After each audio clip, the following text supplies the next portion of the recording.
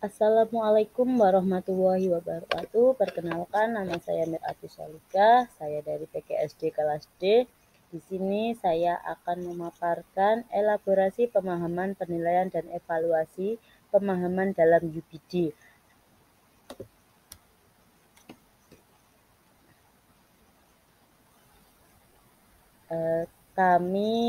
Saya sendiri akan menjelaskan penilaian dan evaluasi pemahaman dalam UPD pada aspek kemampuan menjelaskan yang dipaparkan oleh kelompok 1.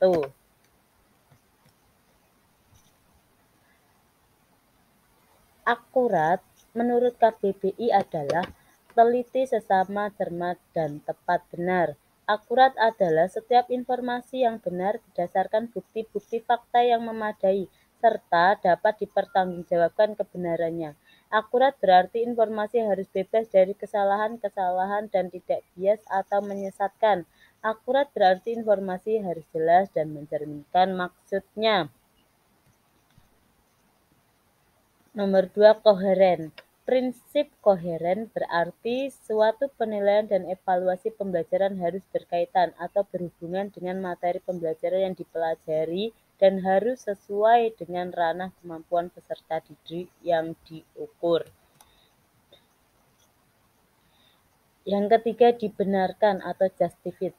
Justified dibenarkan, yakni berpikir tentang terbuktinya sesuatu itu relevan dengan sesuatu yang lain, dibuktikan adanya kejadian sejalan atau berlawanan arah antara fakta dengan sesuatu yang diharapkan, positivisme, antar fakta dengan sesuatu yang diyakini, yang sifatnya spesifik. Kebenaran adalah sesuatu antara sesuatu pernyataan dengan pernyataan-pernyataan lain yang sudah lebih dahulu kita ketahui.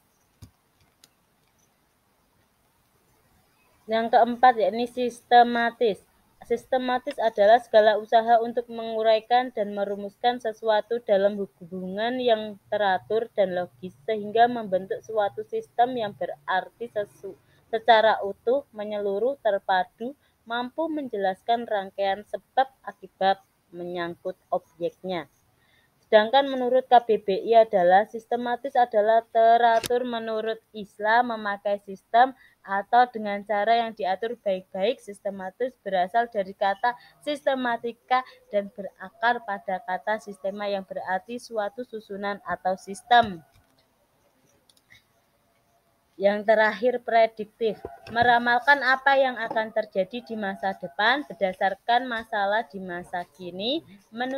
Sedangkan menurut KBBI, kemampuan untuk memperkirakan hal yang akan terjadi di masa mendatang terkait dengan ide yang disampaikan. Penilaian atau menjelaskan yang mengarah dengan adanya tujuan yang telah ditetapkan. Kesimpulan, penilaian dan evaluasi adalah tahap penting. Penilaian dilakukan untuk mengevaluasi bukti pemahaman siswa. Penilaian juga dimaksudkan untuk mencatat berbagai bukti yang dihasilkan siswa, sehingga tata cara penilaian harus didasarkan pada tugas kinerja otentik.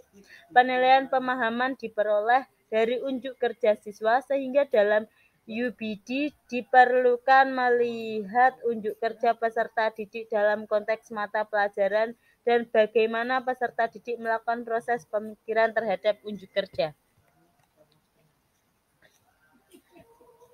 Selanjutnya, saran hasil kerja dari kelompok kami, yakni kelompok 4. Kelompok 1 sudah menyampaikan presentasinya dengan bagus, dengan memaparkan materi yang telah mereka cari dengan cukup baik.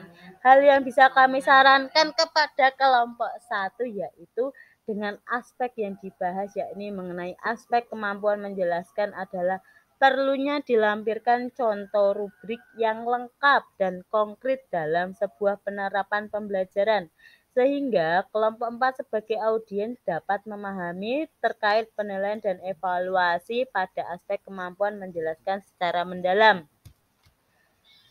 Berikut kami lampirkan contoh rubrik penilaian. Di sini rubrik penilaian berdasarkan untuk angka skor.